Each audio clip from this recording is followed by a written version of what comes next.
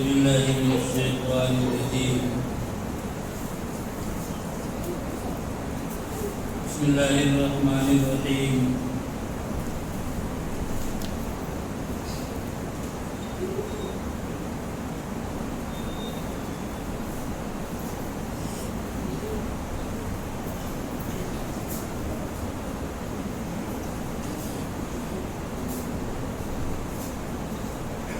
أول فتية إلى الكهف فقالوا ربنا آتنا من لدنك رحمة وهيئ لنا من أمرنا رشدا.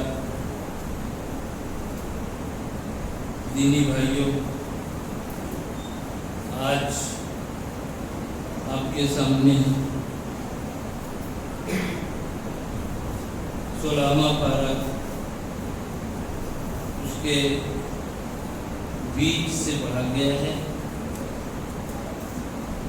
سورہ مریم کے درمیان سے تلاوت شروع ہوئی ہے اور سورہ مریم کو آپ نے سنا ہے، اور سورہ مریم کے بعد پھر سورہ طٰہٰ کو سنا ہے پوری سورت، اور سورہ طٰہٰ کے بعد سورہ انبیاء کو بھی آپ نے سنا ہے اس کا کچھ حصہ، یعنی اس کی 70 آیتیں شروع کی 70 آیتیں سورہ انبیاء کی آپ نے سنی ہیں.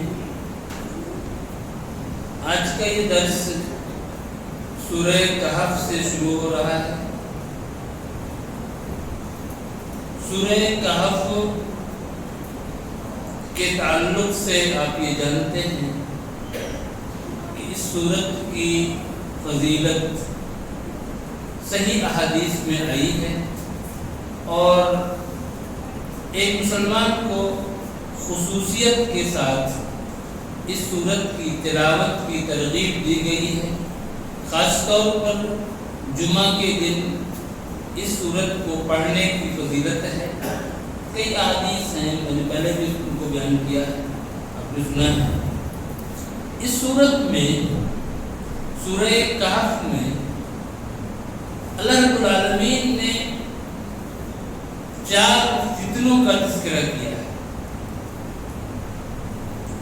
دین کا فتنہ، مال کا فتنہ، علم کا فتنہ اور اقتدار کا فتنہ.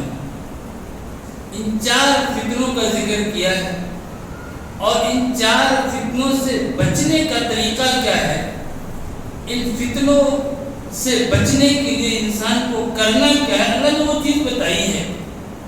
آپ دیکھیے یہاں پر اللہ رب العالمین نے اس سورت کا آغاز اصحاب کہف سے کیا ہے. اصحاب کہف سے کیا ہے اس سورت کا آغاز اللہ رب العالمین نے. اور یہ اصحاب کہف کون تھے؟ یہ چند نوجوان تھے. اللہ نے کہا انہم فتیۃ آمنوا بربہم، یہ چند نوجوان تھے جو اپنے رب پر ایمان لے آئے، اور اس کے بعد جب ان کے یہاں توحید آئی، عقیدہ توحید ان کے یہاں آیا، تو پھر ان نوجوانوں نے کس ہمت کے ساتھ، جرأت کے ساتھ اس عقیدے کا اظہار کیا. اللہ رب العالمین نے یہاں اس کو بیان کیا ہے. دراصل ایک بادشاہ تھا اس ٹائم میں، بہت پہلے کا واقعہ ہے، ہمارے نبی صلی اللہ علیہ وسلم کی بعثت سے پہلے کا یہ واقعہ ہے. ایک بادشاہ تھا، بادشاہ جو ہے وہ قیانوس بادشاہ تھا یہ. اور یہ بادشاہ یہ توحید کا، عیسائیت کا دشمن تھا. یہ بادشاہ لوگوں کو بتوں کی عبادت کی طرف بلاتا تھا یہ بادشاہ. اور ایسے ماحول میں، جس ماحول میں دین کا اظہار، توحید کا اظہار یہ بہت مشکل کام تھا، اللہ رب العالمین نے نوجوانوں کے دلوں میں یہ بات ڈال دی. اور پھر جب ان کے یہاں عقیدہ توحید آیا تو یہ کہا جاتا ہے توحید کا نشہ ایسا ہوتا ہے، توحید کا نشہ یہ نشہ ایک انسان پر سوار ہوتا ہے تو وہ انسان بھی کسی کی پرواہ نہیں کرتا ہے۔ آپ ان نوجوانوں کو دیکھیے، ان نوجوانوں نے بادشاہ کے سامنے کھڑے ہو کر کے پوری ہمت کے ساتھ اس عقیدہ توحید کو بیان کیا اور پوری وضاحت کے ساتھ کہا ربنا رب السماوات والارض، ہمارا پروردگار وہی ہے جو آسمان و زمین کا پروردگار ہے، لن ندعو من دونه الہا، ہم اس کے علاوہ کسی کو معبود بنا نہیں سکتے، ایسا ہو نہیں سکتا۔ یہ ان نوجوانوں نے بالکل بادشاہ کے دربار میں کہا۔ ایسے ہی آپ سورہ طٰہٰ کو بھی سنے ہیں تراویح کی نماز میں۔ سورہ طٰہٰ میں کیا ہوا؟ وہ جادوگر جو موسیٰ علیہ السلام سے مقابلے کے لیے آئے تھے تو ان جادوگروں کو فرعون نے دھمکی دی کہ ہم تمہارے ہاتھ کو کاٹ دیں گے، پاؤں کو کاٹ دیں گے، تمہیں سولی پہ لٹکا دیں گے۔ لیکن جادوگروں نے کیا کہا کہ جو چاہو کر لو، تم جو کر سکتے ہو کر لو، تم سولی دے سکتے ہو، ہاتھ پاؤں کاٹ سکتے ہو، لیکن میرے دین سے مجھے ہٹا نہیں سکتے ہو۔ جو ہمیں دین مل گیا ہے، جو توحید ملا ہے، اس سے ہٹا نہیں سکتے ہو۔ یہ توحید کا نشہ ہے۔ اس سے آگے سورہ انبیاء میں ابراہیم علیہ السلام کے واقعے کو اللہ نے بیان کیا۔ ابراہیم علیہ السلام نے توحید کی حفاظت کے لیے اپنے آپ کو آگ میں ڈالنا گوارا کر لیا۔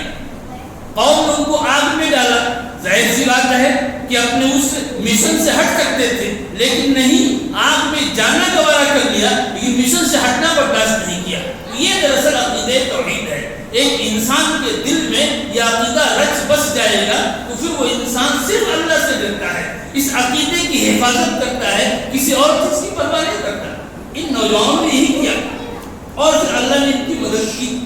ان نوجوانوں کی بادشاہ کے یہاں سے نکلے، کسی طرح سے وہاں سے نکلے، وہاں سے نکل کے غار میں چلے گئے اور اس غار میں اللہ رب العالمین نے اس غار میں ان کی حفاظت کی۔ ان کے بعد 300 سال یا 309 سال تک اللہ نے اس غار میں ان کو سلائے رکھا۔ ایک انسان کیسے 300 سال تک کئی پشتیں گزر گئی ہوں گی، لیکن اللہ رب العالمین نے اس غار میں ان کی حفاظت کی۔ سوئے پڑے رہے، مٹی نے ان کے جسم کو نہیں کھایا، کیڑے نہیں لگے، کوئی چیز نہیں ہوئی۔ اللہ نے ایسی حفاظت کی۔ اللہ نے کہا کیا نقلبهم ذات الیمین وذات الشمال، ہم ان کو دائیں اور بائیں پلٹتے رہتے تھے۔ اگر آدمی ایک حالت پر پڑا رہ جائے تو اس کے جسم کو نقصان پہنچ سکتا ہے۔ اللہ رب العالمین کہہ رہا ہے کہ ہم کو پلٹتے رہتے تھے، دائیں اور بائیں ہم کو پلٹتے رہے۔ اس طرح سے اللہ نے ان کی حفاظت کی اور بعد میں وہاں سے وہ بیدار ہوئے اور پھر پورا واقعہ اللہ نے یہاں بیان کیا ہے ان لوگوں کا۔ آگے اللہ رب العالمین نے ذکر کیا، کیا کہا وَلَا تَقُولَنَّ لِشَيْءٍ إِنِّي فَاعِلٌ ذَلِكَ غَدًا إِلَّا أَن يَشَاءَ اللَّهُ۔ تم کسی چیز کے بارے میں اگر کہتے ہو کہ میں اسے کل کروں گا، یعنی آئندہ کروں گا، تو انشاءاللہ ضرور کہا، انشاءاللہ ضرور کہو۔ آئندہ کرنے کے لیے فیوچر میں کوئی بھی بات تم کہہ رہے ہو اس کے لیے انشاءاللہ ضرور کہو۔ ایک بار رسول اکرم صلی اللہ علیہ وسلم نے آپ سے ایک سوال کیا گیا، آپ نے کہا کل بتاؤں گا، آپ انشاءاللہ کہنا بھول گئے، انشاءاللہ کہنا بھول گئے تو کیا وہ وحی رک گئی، 15 دن تک وحی رک گئی۔ رسول اکرم صلی اللہ علیہ وسلم کو وحی نہیں آئی۔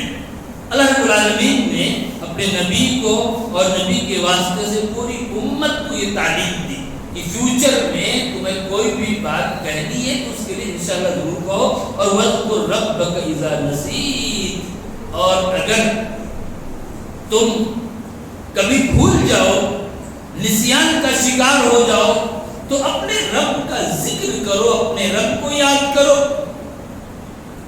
اپنے رب کو یاد کرو، اپنے رب کا ذکر کرو، تمہارا وہ نسیان ختم ہو جائے گا۔ امام ابن تیمیہ رحمہ اللہ جو بہت بڑے مجدد گزرے ہیں، ابن تیمیہ رحمہ اللہ، وہ کہتے ہیں، اپنا واقعہ بیان کرتے ہیں، کہ کسی مسئلے میں پھنس جاتا، سمجھ میں نہیں آتا کہ میں اس میں کیا کہوں اور کیا نہ کہوں، تو میں 1000 بار استغفار کرتا رہتا یہاں تک کہ میرا رب اس مسئلے کو میرے اوپر کھول دیتا۔ ایک یہ چیز ہے، ایک انسان اللہ رب العالمین سے اپنے آپ کو جوڑے، اللہ تعالیٰ اس کے لیے اس مسئلے کو آسان کر دے گا اور اس کو کھول دے گا۔ اللہ نے اس بات کی تعلیم دی یہاں پر۔ آگے اللہ رب العالمین نے یہ دین کا فتنہ تھا جس کو آپ نے دیکھا، اور اس دین کے فتنے سے بچنے کے لیے اللہ نے کیا کہا؟ وَاصْبِرْ نَفْسَكَ مَعَ الَّذِينَ يَدْعُونَ رَبَّهُمْ بِالْغَدَاوِ وَالْعَشِيِّ، اپنے آپ کو ان لوگوں کے ساتھ رکھو جو صبح و شام اپنے رب کو پکارتے ہیں، اس کا ذکر کرتے ہیں، ان کے ساتھ رکھو، نیک لوگوں کے ساتھ رہو۔ دین کا جو فتنہ ہے اس فتنے سے بچنے کا طریقہ کیا ہے کہ نیک لوگوں کے ساتھ رہو، اچھے لوگوں کے ساتھ رہو، ان کے ساتھ رہو کہ دین کے فتنے سے بچ جاؤ گے۔ دوسرا فتنہ کیا ہے؟ مال کا فتنہ۔ اللہ نے یہاں کو بیان کیا ہے مال کے فتنے کو۔ ایک انسان مال کے فتنے سے کیسے بچے گا؟ اللہ نے اس کو بتایا یہاں پر کہ ایک انسان مال کے فتنے سے بچنے کا طریقہ یہ ہے کہ وہ کیا کہ ماشاء اللہ لا قوت الا باللہ، جو کچھ میرے پاس ہے سب اللہ کا فضل ہے، اس کا کرم ہے، اللہ نے جو چاہا وہی ہوا۔ اللہ رب العالمین کے بغیر کوئی طاقت نہیں، کوئی قوت نہیں، یعنی میرے پاس جو بھی بلڈنگ ہے، پراپرٹیز ہیں، میری اپنی محنت نہیں، میری کمائی نہیں، بلکہ اللہ کا فضل، اس کا احسان ہے۔ ایک انسان اس بات کو کہے، اپنے دماغ میں اس بات کو بٹھائے تو وہ انسان مال کے فتنے سے بچ جائے گا، مال کے فتنے سے بچے گا۔ اس کے دماغ میں یہ بات رہے گی یہ مال اللہ کا دیا ہوا ہے، تو وہ انسان اس مال کو اللہ کی مرضی کے مطابق خرچ کرے گا، وہ انسان اس مال پر اترائے گا نہیں، غرور نہیں کرے گا، گھمنڈ نہیں کرے گا۔ تو مال کے فتنے سے بچنے کی یہ طریقہ ہے۔ اللہ رب العالمین نے اگلی آیات میں اس زندگی کی مثال دی ہے۔ زندگی کی مثال کس چیز سے دی؟ پانی سے۔ کیا کہا؟ وَضْرِبْ لَهُم مَثَلَ الْحَيَاةِ الدُّنْيَا كَمَاءٍ أَنزَلْنَاهُ، اس زندگی کی مثال پانی کی ہے، اس پانی کو ہم اتارتے ہیں اور وہ پانی پھر زمین میں پھیل جاتا ہے۔ تو اللہ نے زندگی کی مثال پانی سے دی، اور پانی میں اگر ایک انسان جب گھستا ہے تو وہ بھیگ جاتا ہے، پانی میں گھسے گا تو بھیگے گا۔ بالکل ویسے ہی اگر ایک انسان دنیا میں گھستا ہے تو پھر بچنا اس کے لیے مشکل ہوگا۔ اس لیے ایک انسان کو اس سے اپنے آپ کو ذرا بچا کے رکھنا ہے، بچا کر کے اس سے نکلنا ہے ایک انسان کو، تاکہ ایک انسان اس کے فتنے سے بچ جائے، اس سے محفوظ رہے۔ آگے اللہ رب العالمین نے تذکرہ کیا ہے علم کے فتنے کا۔ ایک انسان کیسے اس فتنے سے کیسے بچے، علم کے فتنے سے کیسے بچے، اس کا علاج کیا ہے؟ ظاہر کہ علم کا فتنہ بھی ایک بڑا فتنہ ہوتا ہے۔ جیسے ایک مالدار تکبر کرتا ہے، ویسے ہی ایک عالم بھی تکبر کرتا ہے اپنے علم کے اوپر۔ اللہ رب العالمین نے اس سے بچنے کا طریقہ بتایا۔ کیا طریقہ؟ کہ اس کے یہاں تواضع ہو، انکساری ہو۔ ایک انسان کا علم جتنا بڑھے اتنا ہی اس کے یہاں تواضع بڑھے، خاکساری بڑھے، بڑکپن، ترفع، یہ چیز اس کے یہاں نہ آئے۔ یہ علم کے فتنے سے محفوظ رہنے کا ذریعہ ہے۔ کیا ہوا؟ موسیٰ علیہ السلام سے بخاری کی روایت ہے، موسیٰ علیہ السلام اپنی قوم میں تقریر کر رہے تھے، اور کسی نے پوچھ دیا، ان سے سوال کر دیا کہ سب سے بڑا عالم کون ہے اس وقت؟ ظاہر سی بات ہے کہ اللہ کے نبی ہیں، پیغمبر ہیں، اور سب سے بڑے عالم اس میں کوئی شک نہیں ہے۔ کوئی بھی نبی اپنی قوم کا سب سے بڑا عالم ہوتا ہے، سب سے بڑا عالم، سب سے بڑا متقی، سب سے بڑا پرہیزگار، سب سے زیادہ اللہ سے ڈرنے والا وہ ہوتا ہے نبی، کوئی شبہ کی بات نہیں ہے۔ لیکن اللہ رب العالمین کو یہ جواب پسند نہیں آیا۔ اللہ رب العالمین نے کہا کہ موسیٰ فلاں جگہ میرا ایک بندہ ہے، مجمع البحرین پر، دو دریاؤں کے سنگم پر میرا ایک بندہ ہے۔ اللہ کے نام نہیں کہ ان کا یہاں پر قرآن میں، ان حدیث میں ان کا نام آیا ہے، خضر کے بارے میں اللہ نے کہا میرا ایک بندہ ہے، اور اس سے تم ملو، جا کر کے اس سے ملو۔ اللہ رب العالمین نے موسیٰ علیہ السلام کو وہاں جانے کی تعلیم دی۔ موسیٰ علیہ السلام گئے اور وہاں پر حضرت خضر سے ملاقات کی۔ حضرت خضر علیہ السلام یا حضرت خضر یہ اللہ کے نیک بندے تھے، نیک۔ اللہ نے ان کو کچھ خاص علم دیا تھا، کچھ خاص علم اللہ نے ان کو دیا تھا۔ اللہ نے کہا وَعَلَّمْنَاهُ مِن لَّدُنَّا عِلْمًا، ہم نے ان کو اپنے پاس سے خاص علم دے رکھا تھا۔ کچھ ایسا علم تھا خضر کے پاس جو موسیٰ علیہ السلام کو نہیں معلوم تھا، جو موسیٰ علیہ السلام کو نہیں معلوم تھا۔ تو اس طرح کا خاص علم اللہ نے خضر کو دے رکھا تھا۔ تو اللہ نے موسیٰ علیہ السلام سے کہا کہ جاؤ میرے اس بندے کے پاس۔ موسیٰ علیہ السلام وہاں گئے، ان سے ملاقات کی، اور جب ان سے ملے بالکل جیسے ایک شاگرد ایک استاد سے پڑھنے کے لیے جاتا ہے اور اس سے ریکویسٹ کرتا ہے، مگر اسی انداز میں موسیٰ علیہ السلام نے حضرت خضر سے بات کی، حضرت خضر سے بات کی، اور حضرت خضر اس شرط پر تیار ہوئے کہ میں جو کچھ بھی کروں گا تم روک نہیں سکتے ہو، کچھ نہیں، میں کرتا جاؤں گا، تم دیکھتے جانا، ٹوک نہیں سکتے، پوچھ نہیں سکتے۔ موسیٰ علیہ السلام کی بات مان لوں گی، کہا کہ ٹھیک ہے، ٹھیک ہے، کوئی بات نہیں، میں کوئی کچھ بھی نہیں کروں گا۔ دونوں چل دیے، جا کر کے ایک کشتی میں سوار ہوئے۔ جب کشتی پہ سوار ہوئے تو حضرت خضر نے اس کے ایک تختے کو، کشتی کے ایک تختے کو اکھاڑ دیا۔ اب جب اکھاڑ دیا اس کو تو موسیٰ علیہ السلام کو برداشت نہیں ہوا اور کہا کہ یہ کیا کر دیا آپ نے صاحب، آپ نے اس تختے کو اکھاڑ دیا، سائڈوں کو آپ ڈبونا چاہتے ہیں کیا؟ یہ تو بہت خراب کام آپ نے کر ڈالا۔ موسیٰ علیہ السلام نے کہا، تو حضرت خضر نے کہا کہ دیکھیے میں نے کہا تھا نا کہ آپ میرے ساتھ صبر نہیں کر پائیں گے، اس لیے کہ میرے پاس جو علم ہے وہ آپ کے پاس نہیں ہے، اس لیے آپ میرے ساتھ صبر نہیں کر پائیں گے۔ موسیٰ علیہ السلام کہا ٹھیک ہے، ہم کو ٹھیک ہے، ہم آئندہ ایسا نہیں کریں گے۔ پھر دونوں آگے بڑھے اور چند بچے وہاں کھیل رہے تھے۔ حضرت خضر نے ایک بچے کو پکڑا اور اس کی گردن کو مروڑ کر کے اس بچے کو ختم کر دیا۔ موسیٰ علیہ السلام پھر تیش میں آئے، بہت جلالی نبی تھے، تیش میں آئے اور کہا کہ یہ کیا کر دیا، ایک معصوم بچہ، بے گناہ بچہ، اس کو آپ نے مارے ختم کر دیا۔ کہا کہ دیکھو میں نے کہا تھا نا کہ تم برداشت نہیں کر پاؤ گے۔ کہا کہ نہیں، اب اگر اس کے بعد میں نے کچھ کہا تو پھر آپ مجھے ہٹا دیجیے گا۔ پھر دونوں آگے بڑھے، ایک بستی میں گئے اور بستی کے لوگ معلوم نہیں کیسے تھے، اتنے اہم لوگ تو پہنچے تھے ان کے یہاں، لیکن انہوں نے ان کی ضیافت نہیں کی، کچھ بھی کھانے کو نہیں دیا۔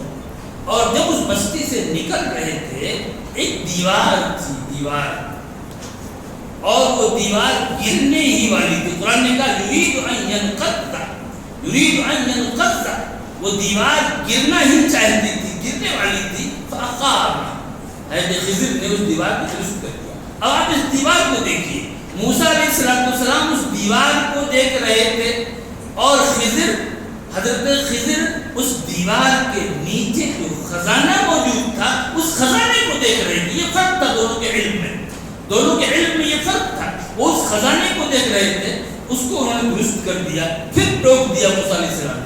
ان لوگوں نے ہماری ضیافت نہیں کی، ایسے بیکار لوگ ہیں، اور ان کی دیوار آپ ٹھیک کرتی، چاہتے تو آپ کی مزدوری لے لیتے۔ کہا کہ بس اب تم ہمارے ساتھ نہیں رہ سکتے، لیکن میں نے جو 3 کام کیے ہیں ان کی وجہ تم سنتے ہوئے جاؤ۔ پھر حضرت خضر نے بتایا ان کو کہ دیکھو وہ جو کشتی تھی، جس کشتی کے تختے کو میں نے اکھاڑ دیا تھا، وہ کشتی دراصل جہاں جا رہی تھی آگے ایک بادشاہ تھا، آگے ایک ظالم بادشاہ تھا جو اچھی کشتیوں کو لے لیتا تھا، اچھی کشتیوں کو لے لیتا تھا، اور اگر کوئی عیبدار کشتی ہوتی تو اس کو وہ ٹچ نہیں کرتا، چھوڑ دیتا تھا۔ تو میں نے اس وجہ سے میں نے اس کے ایک تختے کو اکھاڑ دیا تاکہ وہ کشتی بچ جائے۔ اس پر ایک مفسر نے اس پر ایک جملہ کہا ہے، کیا کہا؟ قد تصیبک ما تکرہ لیدفع عنک ما هو اعظم منہ۔ کبھی کبھی ایسا ہوتا ہے، کبھی کبھی ایسا ہوتا ہے کہ تمہیں کوئی پریشانی لاحق ہوتی ہے، چھوٹی پریشانی، وہ پریشانی اس لیے آتی ہے تاکہ اس کی وجہ سے اس سے بڑی پریشانی دور ہو جائے۔ یہاں دیکھیے اس تختے کو جو اکھاڑا خضر نے، تو ظاہر جن کی کشتی تھی ان کو اس سے پریشانی ہوئی ہوگی، لیکن اس چھوٹی پریشانی کی وجہ سے ان کی وہ کشتی بچ گئی۔ اگر وہ چھوٹی پریشانی نہ آتی، تختہ نہ اکھاڑا جاتا، تو پوری کشتی چلی جاتی۔ ایسا ہوتا ہے ایک انسان کے ساتھ، کبھی کوئی چھوٹی پریشانی آتی ہے اور اس چھوٹی پریشانی کی وجہ سے وہ انسان اس بڑی پریشانی سے بچ جاتا ہے۔ یہ اللہ رب العالمین کا اپنا نظام ہے۔ ایک بات تو یہ، دوسری بات یہ دیکھیے قرآن نے کیا کہا کہ وہ کشتی فکانت للمساکین، مسکینوں کی وہ کشتی تھی۔ آپ سنتے ہیں نا کہ زکوٰۃ کے مستحق فقیر ہے، مسکین ہے۔ اب مسکین کون ہے؟ دیکھیے مسکین وہ نہیں ہے جس کے پاس کچھ نہ ہو، وہ انسان گداگری کرتا ہو، بھیک مانگتا ہو، وہ مسکین نہیں ہے۔ بلکہ مسکین کون ہے؟ جس کے پاس ہے کچھ لیکن اس کا اس سے کام نہیں چل رہا ہے۔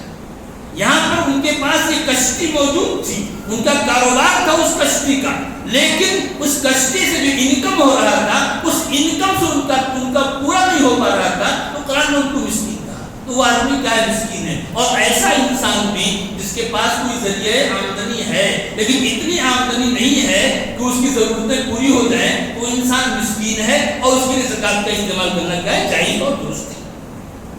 آگے دوسری چیز تھی کہ بچے کو قتل کر دیا تھا، اس کو بھی بتایا کہ اس کے والدین نیک تھے اور اس بچے سے ان کو پریشانی ہوتی، اس لیے میں نے اس کو یہ کر دیا تاکہ اللہ تعالیٰ ان کو ایک دوسرا نیک والے بچے دے دے۔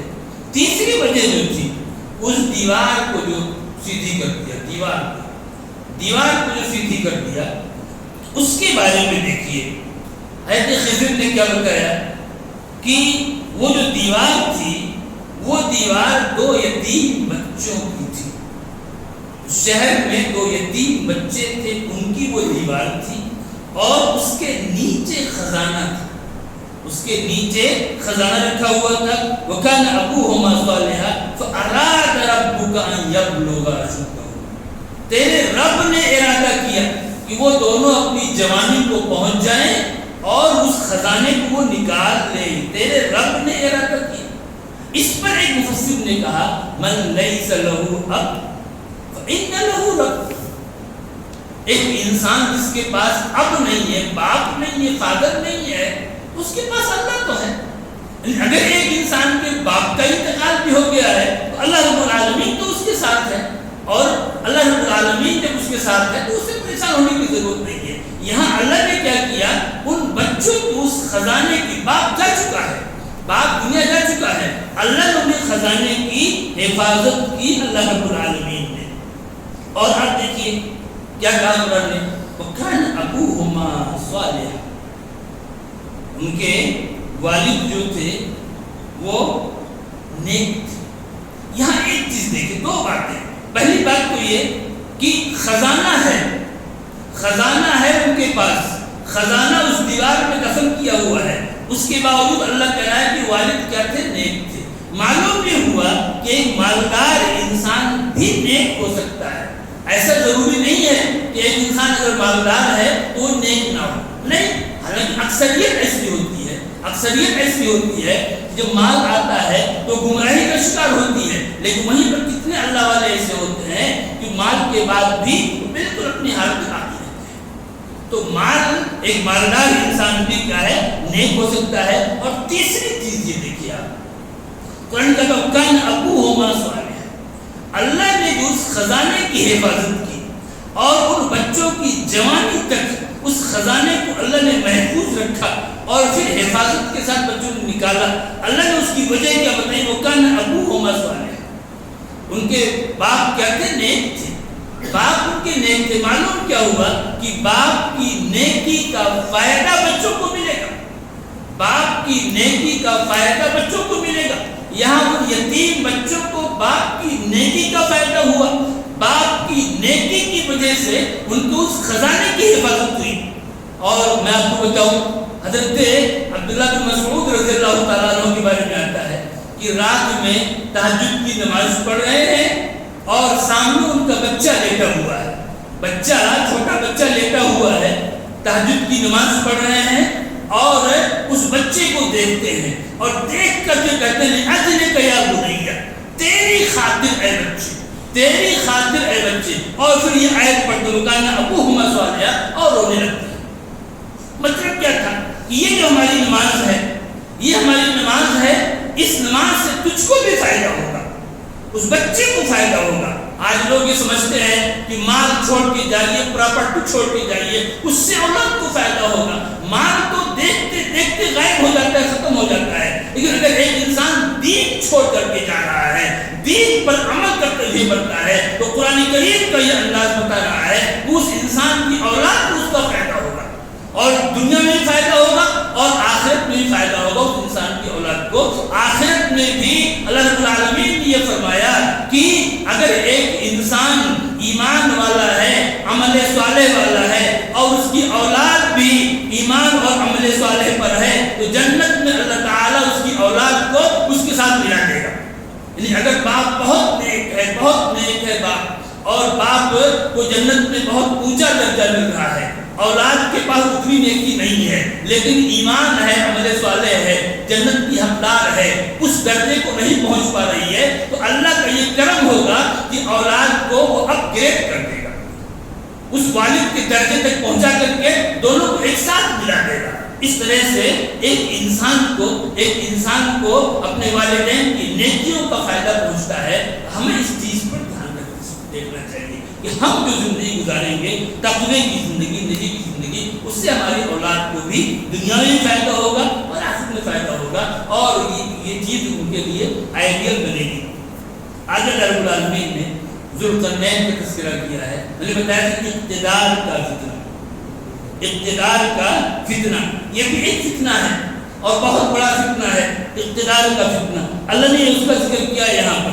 اقتدار کے فتنے سے بچنے کا طریقہ کیا ہے؟ ایک انسان انصاف کرے، کوئی بھی بادشاہ ہو، حاکم ہو، وہ انصاف کرے، اللہ کے احکام پر چلے، تو یہ اقتدار کے فتنے سے بچنے کا طریقہ ہے۔ اللہ رب العالمین نے یہاں پر ذوالقرنین کی مثال دی ہے، بہت بڑا بادشاہ تھا ذوالقرنین، اس کے بارے میں پہلے بھی تذکرہ آیا ہے۔ دنیا کے کئی حصوں میں اس نے کبھی مشرق و مغرب کی طرف، شمال کی طرف سفر کیا، اور بڑی بڑی فتوحات اللہ رب العالمین نے یہاں اس کی فتوحات کا بھی تذکرہ کیا ہے اور اس کی نیکی کا بھی تذکرہ کیا ہے۔ اقتدار کے فتنے سے بچنے کا یہ طریقہ ہے ایک مقتدر، ایک بادشاہ یہ انصاف سے کام لے، اور اس طریقے سے اللہ رب العالمین نے اور بھی باتیں یہاں ذکر فرمائی ہیں۔ اور پھر آگے سورہ مریم کی بھی تلاوت ہوئی ہے۔ سورہ مریم میں اللہ رب العالمین نے حضرت زکریا علیہ السلام کی دعا کا تذکرہ کیا ہے، کیسے انہوں نے عاجزی کے ساتھ دعا کی، اللہ کے سامنے اپنی کمزوری کو رکھا۔ وَهَنَ الْعَزْمُ وَاشْتَعَلَ الرَّاسُ، اے میرے پروردگار میری ہڈیاں کمزور ہو گئی، میرے بال سفید ہو گئے،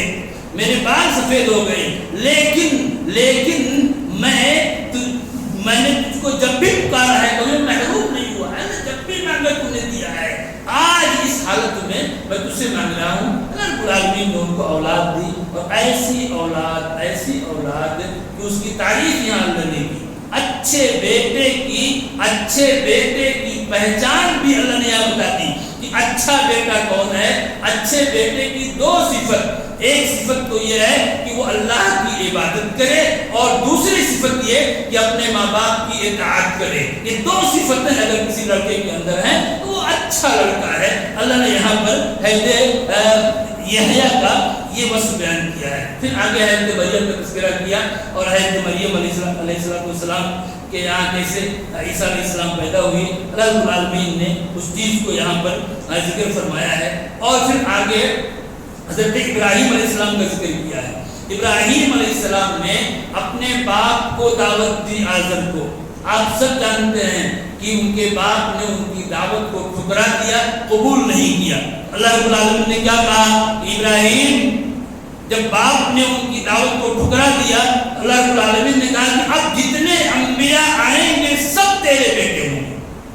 چنانچہ ابراہیم علیہ السلام پر جتنے انبیاء آئے، جتنے رسول آئے، سب کے سب وہی خاندان سے خصوصیت سے آئے. ہمارے نبی صلی اللہ علیہ وسلم بھی کہا کہ میں ابراہیم کا بیٹا ہوں. تو یہ اللہ رب العالمین نے ان کو انعام دیا اور اس طریقے سے پوری ایک جو ہے تفصیلات یہاں پر رب العالمین نے بیان فرمائی ہیں اور ان انبیاء کے واقعات کو سن کر کے دلوں میں اور ایمان میں تازگی ہوتی ہے اور ایک انسان کو کوشش کرنی چاہیے کہ ہمارے اندر بھی اسی طرح کا عزم ہو، حوصلہ اور یقین ہو. اللہ رب العالمین ہم سب کو کہنے سننے سے زیادہ عمل کرنے کی توفیق عطا فرمائے. رب العالمین تو ہمارے ایمان کو مضبوط فرما دے، ہمارے دلوں کو مضبوط فرما دے. رب العالمین تو ہم سب کو ایک بنا دے، نیک بنا دے. آمین رب العالمین. صلی اللہ علیہ محمد وعلی آلہ وصحبہ وسلم.